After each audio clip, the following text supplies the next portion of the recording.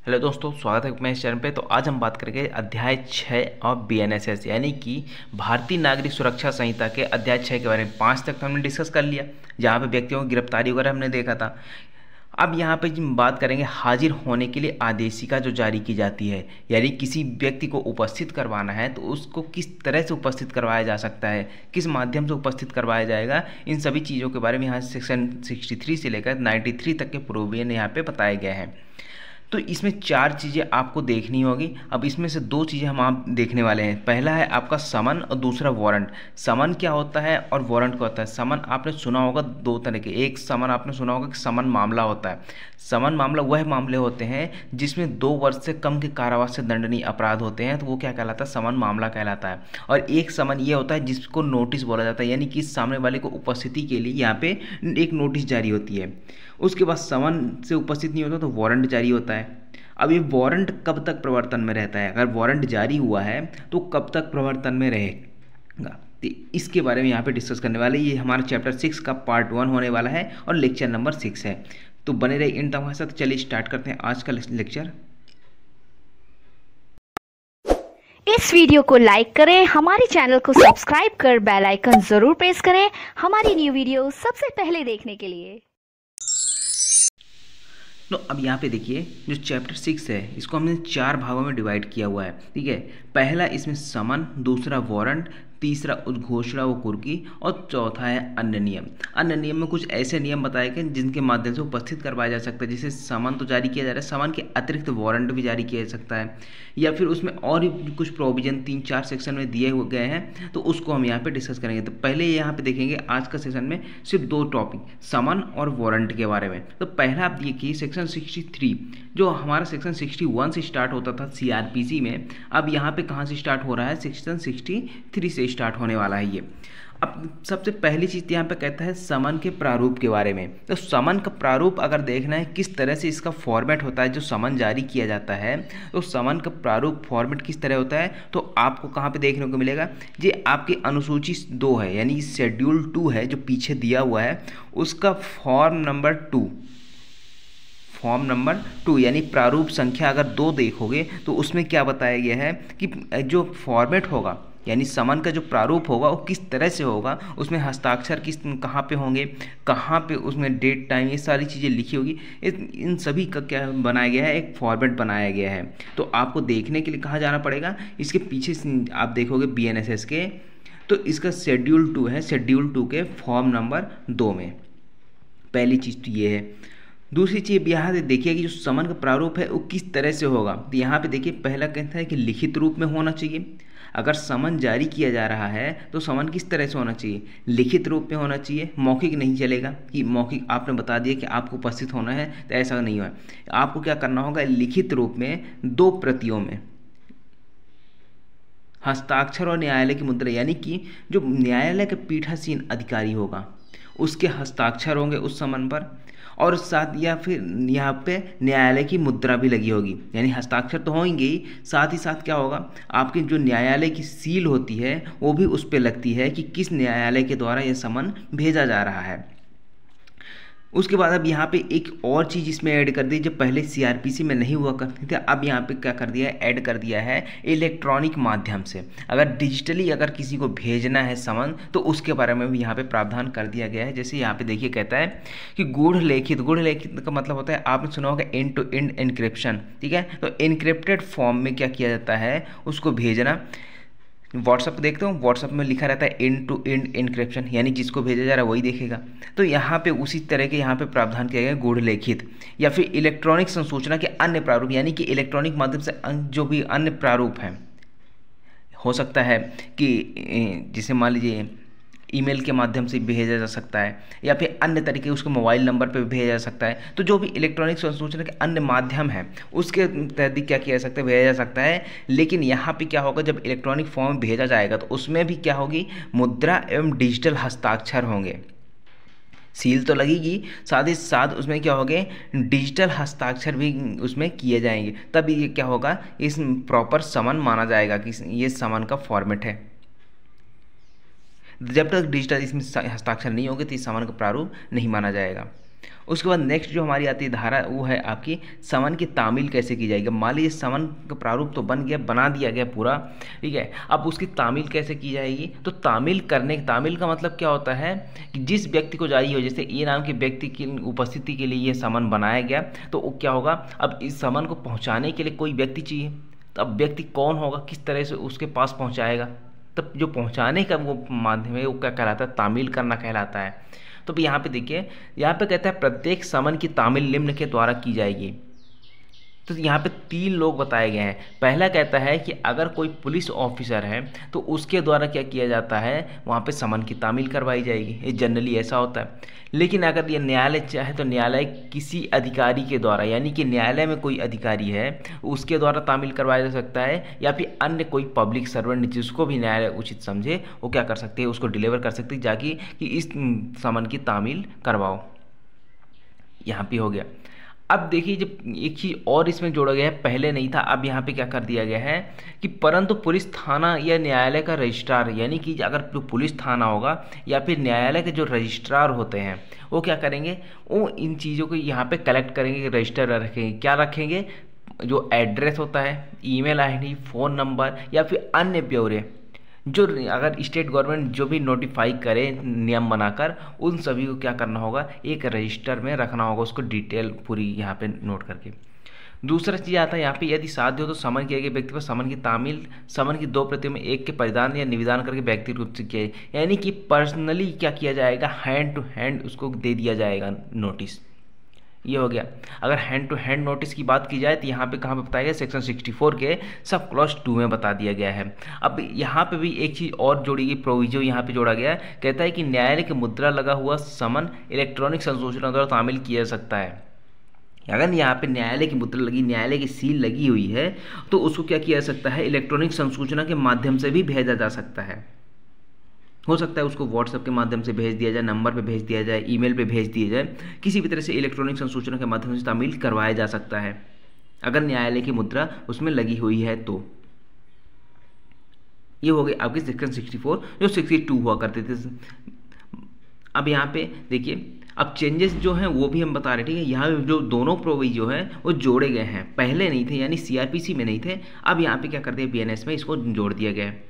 उसके बाद अब यहाँ पे नेक्स्ट देखिए, थर्ड जो हमारा सब सेक्शन है वो क्या कहता है, जिसको समन की तामील किया गया है उससे समन के दूसरे पत्र के पृष्ठ भाग पर उसके हस्ताक्षर करवाएगी। अब जैसे ए नाम का बंदा है, ठीक है, ये पुलिस वाला था, इसको समन दिया गया कि जाके बी पे क्या करो, इसको तामील करवा के आओ। अब यहाँ पे जब ए को ये समन दिया जाता है तो उसको 2 प्रतियों में दिया जाता है। एक क्या करेगा, एक को क्या कर दे, बी को दे देगा, और दूसरी जो प्रति है उसके पृष्ठ भाग पर क्या करेगा, बी के हस्ताक्षर लेगा, ताकि ये पता चल सके कि बी पे तामील हो चुकी है। तो ये होगा एक सबूत के रूप में रखने के लिए, ताकि उस पर हस्ताक्षर करवाए, यानी पुलिस वाला क्या करेगा, उस पर हस्ताक्षर करवाएगा समन की दूसरी प्रति के पृष्ठ भाग पर। ये हो गई, इस तरह से समन की तामील करवाई जाती है। अब यहाँ पे देखिए, अब सेक्शन 65 क्या कहता है कि अगर निगमित निकाय, फर्मों, सोसाइटियों पर समन की तामील, यानी कि अगर कोई कंपनी है या फिर कोई ऐसी सोसाइटी है जिस पे तामील करवानी है, तो वहाँ पे तामील किसको करवाएंगे, सोसाइटी का कोई ना कोई तो यहाँ पे उसको मैनेज करने वाला होगा, ठीक है, उसको चलाने वाला कोई ना कोई तो होगा, तो उस पर समन की तामील करवाई जाएगी। जैसे अब यहाँ पे देखिए क्या लिखा है कि किसी कंपनी या निगम पर तामील कंपनी या निगम के निदेशक, प्रबंधक या सचिव या अन्य अधिकारी पर। यहाँ पे कौन कौन बताया, पहला कहता है कि अगर कंपनी या निगम का कोई निदेशक है, डायरेक्टर है, कोई मैनेजमेंट जो देखता है मैनेजर, या फिर जो आपका सचिव सेक्रेटरी वहाँ का होगा, या फिर कोई अन्य जो यहाँ पे ऑफिसर होंगे, अधिकारी होंगे वहाँ पे उस सोसाइटी में, उस कंपनी में या फिर उस फर्म में, तो क्या किया जाएगा, उनको दे दिया जाएगा, समन की तामील करवाई जाएगी। या फिर इन सभी की यहाँ पे जो निदेशक, प्रबंधक या सचिव हैं, इनमें से किसी के क्या किया जाएगा, जो एड्रेस है उनके एड्रेस पर रजिस्ट्री की डाक द्वारा, यानी कि रजिस्टर्ड क्या किया जाएगा, पोस्ट कर दिया जाएगा इनके एड्रेस पे। अब यहाँ पे इसकी तामील कब समझी जाएगी, यानी कि इनको मान लीजिए रजिस्टर्ड डाक से भेज दिया आपने, तो इसकी तामील कब समझी जाएगी, तो रजिस्टर्ड डाक से भेजने के बाद तामील तब समझी जाएगी जब इनके पास साधारण रूप से पहुंच जाती है। यानी जैसे ही इनके पास पहुंचती है, डिलीवर हो जाती है, तो ये क्या माना जाता है कि जो समन है इसकी तामील हो चुकी है उन पर। अब उनको क्या करना है, उनको उपस्थित होना है उस न्यायालय पे। यानी कि जिस तारीख को वहाँ पे बताया कि उसमें लिखा गया, समन में लिखा रहता है कि इस तारीख को आपको उपस्थित होना है, इतने बजे उपस्थित होना है। अगर वहाँ पे आपको मिल चुका है तो आपको अपेक्षा की जाती है आप वहाँ पे उपस्थित रहेंगे। तो ये हो गई निगमित निकाय, फर्म और सोसाइटी पर अगर तामील करवानी हो। तो यहाँ पे 4 लोगों को याद रखना, निदेशक, प्रबंधक, सचिव या अन्य अधिकारी, या फिर इनके एड्रेस पर डिलीवर कर दिया जा सकता है, ठीक है, रजिस्टर्ड डाक के द्वारा।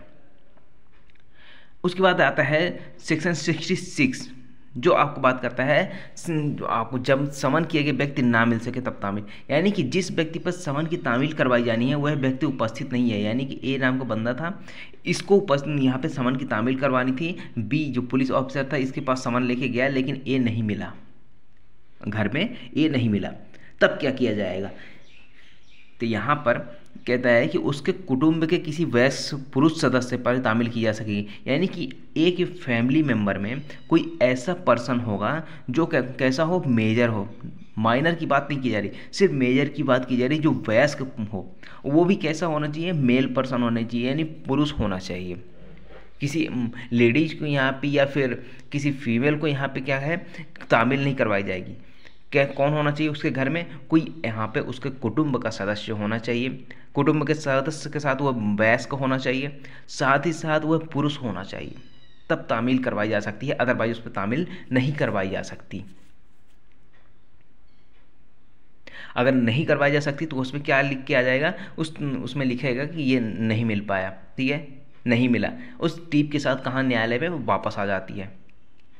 अब साथ ही साथ यहाँ पे एक स्पष्टीकरण, इसमें एक स्पष्टीकरण भी बताया गया। स्पष्टीकरण क्या कहता है कि अगर मान लीजिए उस घर में कोई सेवक है यानी कि कोई नौकर है तो वो कुटुंब का सदस्य नहीं माना जाएगा, उस पर तामील नहीं करवाई जा सकती है।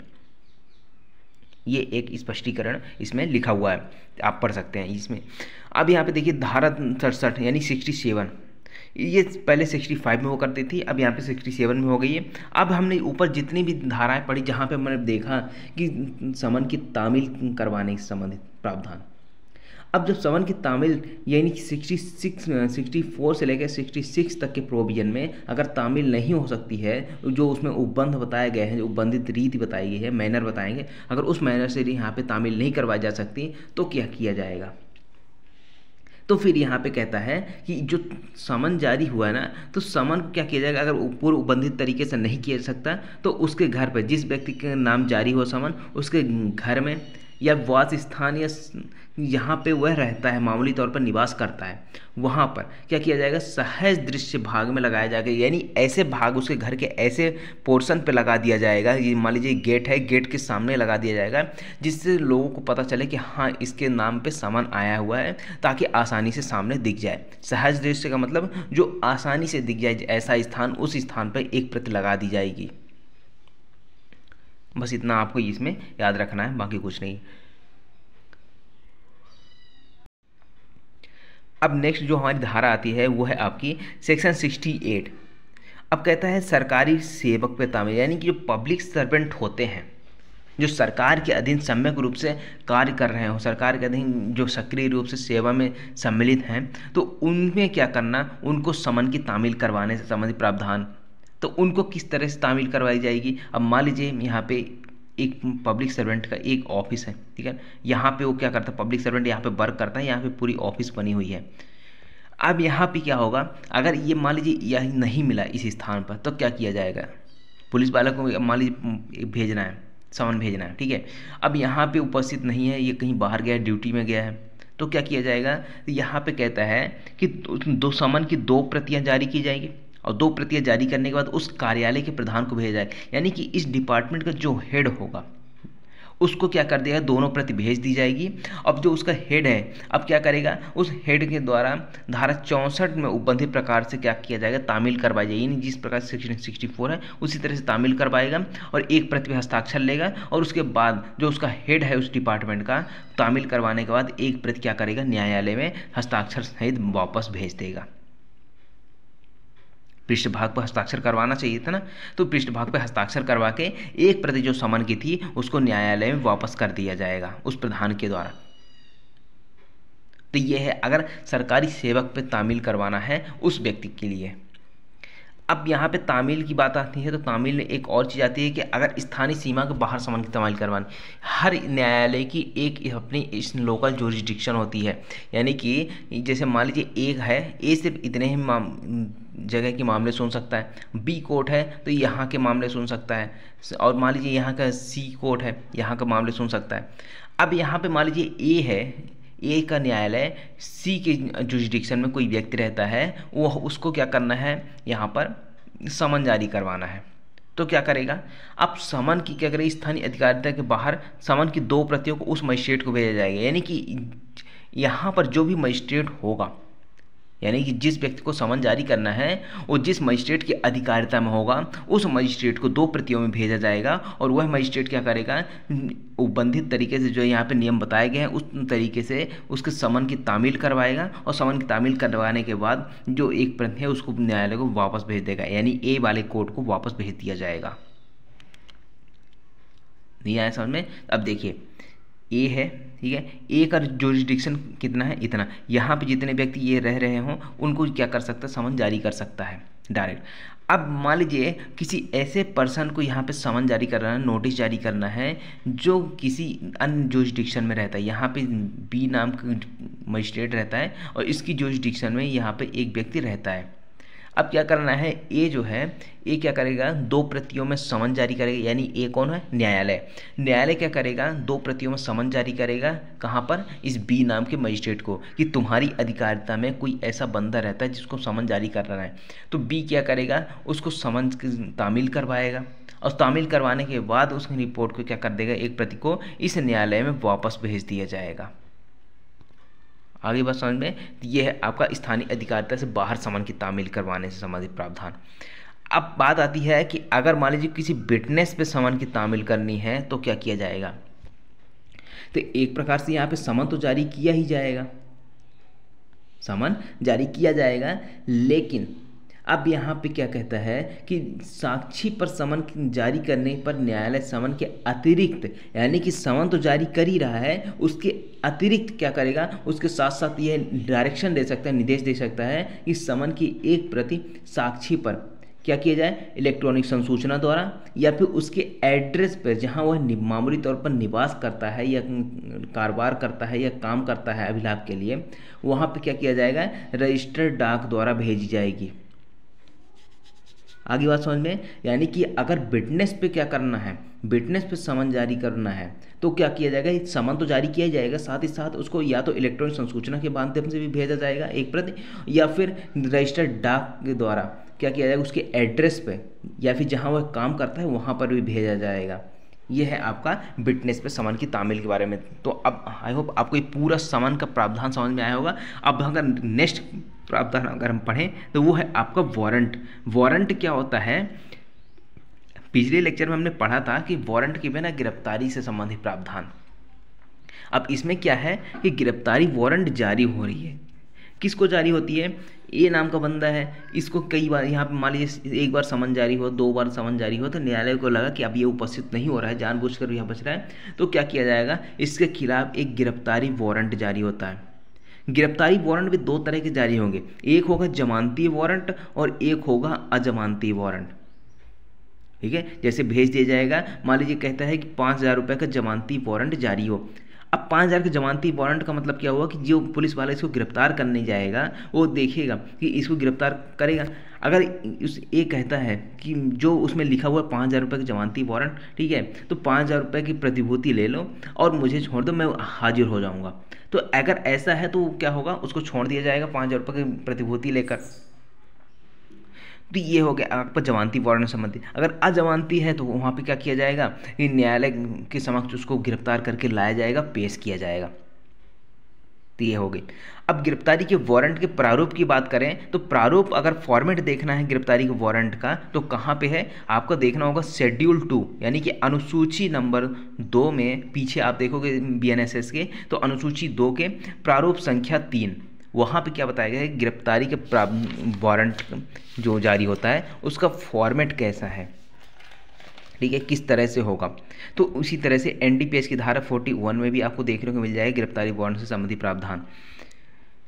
ये हो गई। अब गिरफ्तारी वारंट किस तरह से जारी होगा, तो लिखित रूप में, मौखिक रूप में तो हो ही नहीं सकता। ना तो समन हो सकता है, ना वारंट हो सकता है, ना उद्घोषणा यानी प्रोक्लेमेशन हो सकती है, ना कुर्की संबंधी प्राप्त, कुछ भी हो सकता है। यहाँ पे लिखित रूप में क्या होगा, एक गिरफ्तारी वारंट का प्रारूप बनाया जाएगा, ठीक है, और कहाँ पे उपस्थित होना है, कितने तारीख को उपस्थित होना है, ये सारी चीज़ें उसमें लिखी जाएगी। साथ ही साथ उसमें पीठासीन अधिकारी के हस्ताक्षर होंगे, जो भी न्यायालय में बैठता होगा पीठासीन अधिकारी होगा उसके हस्ताक्षर हो गए, और साथ ही साथ न्यायालय की मुद्रा यानी कि सील भी लगेगी। सील और साइन होना सबसे ज़्यादा ज़रूरी है, बिना सील साइन की यह मान्य नहीं होता है। साथ ही साथ ये लिखित रूप में होगा। अब यहाँ पे देखिए कि वारंट कब तक प्रवर्तन में रहता है, कब तक प्रवर्तन में रहेगा, कब तक लागू रहता है, इस वारंट का वैलिडिटी कब तक रहती है। तो यहाँ पे इसका दूसरा क्लॉज क्या कहता है कि वारंट के प्रवर्तन में रहना यानी कि जब तक उसको रद्द ना कर दिया, यानी कि अगर स्वयं कोर्ट ने उसको रद्द ना कर दिया हो उस वारंट वाले आदेश को, तब तक क्या है वो जारी रहेगा, यानी उस प्रवर्तन में रहेगा। दूसरा चीज़ कि अगर मान लीजिए उस वारंट का निष्पादन हो गया, निष्पादन का मतलब क्या है कि जिस व्यक्ति के खिलाफ वारंट जारी होता है उसको गिरफ्तार कर लिया गया, तो उस वारंट का मतलब खत्म हो गया, ठीक है। अब उस वारंट का कोई मतलब नहीं रहेगा क्योंकि उसकी गिरफ्तारी हो चुकी है। या फिर अगर उसको रद्द कर दे न्यायालय तब भी उसका कोई मतलब नहीं रहेगा। तो ये दो चीज़ें होनी चाहिए, दोनों में से कोई एक, या तो उसको रद्द कर दे न्यायालय या फिर निष्पादित कर दिया जाए, ठीक है। तो अगर जब तक निष्पादित नहीं हो जाता या जब तक रद्द नहीं हो जाता तब तक क्या है वो वारंट का लागू रहेगा, वारंट की वैलिडिटी रहेगी, एक्सपायर नहीं होगा। सिंपल सी बात ये। अब देखिए यहाँ पे कहता है कि सेक्शन 73 प्रतिभूति लिए जाने का निर्देश देने की शक्ति। वारंट जारी करने वाला न्यायालय वारंट के पृष्ठांकर द्वारा स्विवेकानुसार निर्देश दे सकता है कि यदि वह निर्दिष्ट समय पर हाजिर होने के लिए अपनी हाजिरी के पर्याप्त प्रतिभूतियों सहित बंधपत्र निष्पादित करता है तो वह अधिकारी जिसे वारंट निर्दिष्ट किया गया ऐसा प्रतिभूति लेगा और व्यक्ति को परीक्षा से छोड़ देगा। अभी मैंने बताया कि जैसे मान लीजिए उसमें लिखा हुआ है ना वारंट जारी कर रहा है न्यायालय, तो वारंट के साथ ये भी लिख सकता है कि 5,000 रुपये का जमानती वारंट। तो यहाँ पे अगर जिस व्यक्ति को वारंट दिया गया है, जैसे मान लीजिए ए नाम का बंदा था, पुलिस वाला था, इसको वो दिया गया कि जाओ बी को पकड़ के लाओ, साथ ही साथ उस वारंट में ये आदेश में ये भी लिखा था कि 5,000 रुपये की जमानती वारंट है। अब पुलिस वाले वहाँ पे जाएंगे, अगर उसको बताएंगे कि अगर यहाँ पे अपनी उपस्थिति के लिए यानी निर्दिष्ट समय पे उपस्थित होने के लिए अपनी हाजिरी के लिए क्या देते हो, प्रतिभूतियों सहित, यानी कि अगर विथ सियोरिटी आप बंद पत्र निष्पादित कर देते हो, बेल बॉन्ड निष्पादित कर देते हो, तो आपको क्या कर दिया, छोड़ दिया जाएगा, अदरवाइज आपको गिरफ्तार करके ले जाया जाएगा। तो जैसे ही वो 5,000 रुपये की जमानती वारंट के यहाँ पे बंद पत्र भर देता है प्रतिभूतियों सहित, तो उसको क्या कर दिया जाएगा, अभिरक्षा से छोड़ दिया जाएगा। ये होगी आपकी सेक्शन 73। उसके बाद अब वारंट किसको निर्दिष्ट होंगे, तो सेक्शन 74 देखिए, सेक्शन कहता है वारंट किसको निर्दिष्ट होंगे। तो जैसा कि आप देखते हो जनरली जो वारंट होते हैं वो पुलिस वालों को यहाँ पे निर्दिष्ट होते हैं, एक या अधिक पुलिस अधिकारियों को भी निर्दिष्ट हो सकते हैं, ठीक है। लेकिन यदि मान लीजिए तुरंत जो पुलिस वाले हैं वो ना मिल पाए तो क्या करें, अगर पुलिस वाले यहाँ पर नहीं मिल पाते हैं उसका वारंट का निष्पादन करवाने के लिए, तो क्या किया जाएगा। तो न्यायालय जो है किसी ऐसे व्यक्ति को, न्यायालय का कोई व्यक्ति है या फिर कोई अन्य पर्सन जिसको न्यायालय ठीक समझे, उसको क्या कर सकता है, वारंट दे सकता है कि जाके इसका निष्पादन करवाओ। आगे बात समझे। तो एक या एक से अधिक पुलिस वालों के यहाँ पे वारंट निर्दिष्ट हो सकते हैं। उसके बाद एक और चीज़ यहाँ पे कहता है कि वारंट किसी भी व्यक्ति को निर्दिष्ट हो सकते हैं, यानी यहाँ पे कहता है कि एक से अधिक पुलिस वाले को, लेकिन यहाँ पे सेक्शन 75 में कहता है कि वारंट किसी भी व्यक्ति को निर्दिष्ट हो सकते हैं, यानी किसी भी व्यक्ति को दिया जा सकता है कि जाके उस व्यक्ति को पकड़ के लाओ या फिर उसके बारे में इन्फॉर्मेशन मिले तो उसको पकड़ो और निकटतम पुलिस थाने में दे दो, ये बात होती है। तो अब यहाँ पे जब आम जनता होती है उसको भी यहाँ पे अधिकार दिया जा सकता है। जैसे यहाँ पे देखिए क्या कहता है, मुख्य न्यायिक मजिस्ट्रेट यानी जो आपका CGM है या फिर JMFC यानी जुडिशियल मजिस्ट्रेट फर्स्ट क्लास, वो किसी ऐसे व्यक्ति के लिए वारंट जारी कर रहा है जो निकल भागे सिद्ध दोषी हैं, यानी कि कोई ऐसा पर्सन जिसको सज़ा हुई है और भाग चुका है, वहाँ से भागा हुआ है, या फिर उद्घोषित अपराधी है, यानी कि जिसको समन जारी हुआ, वारंट जारी हुआ, उद्घोषणा हुई, फिर भी वो उपस्थित नहीं होता है, तो वहाँ पे भी क्या किया जा सकता है, उसको उद्घोषित अपराधी घोषित किया जा सकता है। इसको हम अगली क्लास में डिस्कस करेंगे कि उद्घोषित अपराधी कब और कहाँ पे इसको घोषित किया जाता है। ठीक है। अब यहाँ पे देखिए, अगर कोई निकल भागा सिद्ध दोष है, ठीक है, यानी कि जिसको सिद्ध दोष किया गया है, दोषी ठहराया गया है, वो भाग चुका है, या फिर उद्घोषित अपराधी है, या फिर कोई ऐसे अपराध का अभियुक्त है जिसके ऊपर अजमानती अपराध का आरोप है, यानी कि ऐसा अपराध जिसमें अजमानती है, और यहाँ पे वो क्या कर रहा है, गिरफ्तारी से बच रहा है, तो क्या किया जाएगा, जो वारंट जारी करने वाला न्यायालय है, तो अपनी स्थानीय अधिकारिता के अंदर किसी भी व्यक्ति को क्या कर सकता है, उस निर्दिष्ट कर सकता है उस वारंट को। अब जिस व्यक्ति को यहाँ पे निर्दिष्ट किया जाएगा तो वो क्या करना होगा, अब वो जब भी उस अपराधी को पकड़ेगा तो उसके पकड़ने के तुरंत बाद क्या करेगा, निकटतम पुलिस थाने को यथासंभव यथाशीघ्र जो भी होगा तो पुलिस थाने को यहाँ पे दे देगा उसको। ये हो गया आपके सेक्शन 75, जो आपकी सेक्शन 73 CRPC हुआ करती थी। उसके बाद नेक्स्ट जो हमारे 2 धारे हैं, अब यहाँ पे सिर्फ इंपॉर्टेंट धारा की बात करें, 2-3 धारा जो छूट गई वो इतनी इंपॉर्टेंट नहीं है, आप चाहो तो उसकी हेडिंग याद कर सकते हो, ठीक है। उसके बाद सेक्शन 79 यहाँ पे कहता है कि वारंट कहाँ निष्पादित किया जा सकता है। इससे रिलेटेड प्रावधान हमने एक और पढ़ा था कि कहाँ पर गिरफ्तार करने के लिए कहाँ तक पीछा किया जा सकता है। तो BNSS यानी कि भारतीय नागरिक सुरक्षा संहिता की धारा 45 और धारा 61, हमने ये ऐसी 2 धाराएं पढ़ी है जहाँ पे कहता है कि भारत में कहीं भी जा सकता है, उसको पीछा किया जा सकता है। एक में कहता है कि भारत में उसको पीछा कर सकता है, यानी जिसके, और एक सेक्शन 61 एक और सेक्शन है जहाँ पे कहता है कि अगर निकल भागा, यानी कि एक बार उसको पकड़ा गया था लेकिन भाग गया, उसको पकड़ने के लिए भारत में कहीं भी पीछा किया जा सकता है। अब यहाँ पे कहता है कि वारंट का निष्पादन कहाँ किया जा सकता है, तो भारत में कहीं भी इसको निष्पादन किया जा सकता है, कहीं से भी उसको गिरफ्तार किया जा सकता है। उसके बाद सेक्शन 80 है, वो कहता है अधिकारिता के बाहर निष्पादन के लिए भेजा गया वारंट।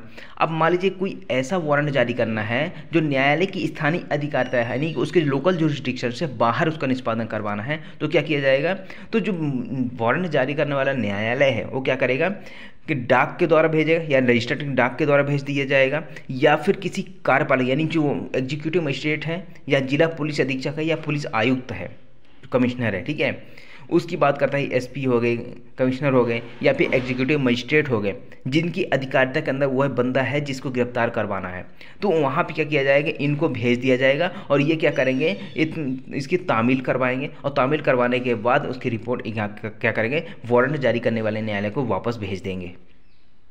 ये बात हो गई आपके समन और वारंट की। तो आई होप आपको इस समन से संबंधित पूरे प्रावधान समझ में आए होंगे, वारंट से संबंधित पूरे प्रावधान समझ में आए होंगे।